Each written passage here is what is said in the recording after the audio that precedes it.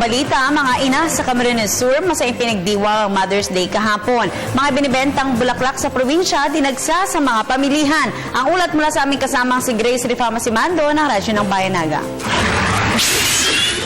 Araw pa lang ng Lunes ay kapuna-punang dumagsana ang supply ng mga bulaklak sa palengke. Mas maraming mga nagtitinda ng bulaklak ang pumesto sa mga gilid ng kalsada.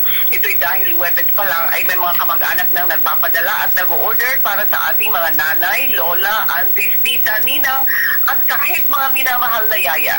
Kahapon, linggo, mall, simbahan, mga kainan, pati mga parke dito sa lungsod ng Naga at Camarines Sur. Karamihan, mga pamilyang akay ang kanilang mahal na nanay upang bigyan ng treat dahil Mother's Day. Mula sa 50 pesos na kumpul ng bulaklak hanggang sa 300 piso ang naging presyohan kahapon. Ang pula at puting rosas ang naging pinakamabenta ayon sa mga magtitinda. Simbolo daw kasi ang pula ng pagmamahal at ang puting rosas naman ay simbolo ng paggalang at labis na pagmamahal sa ating mga nanay.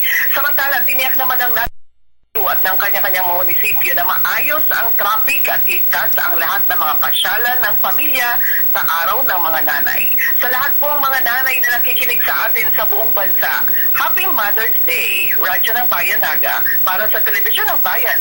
Grace Rifama Simando.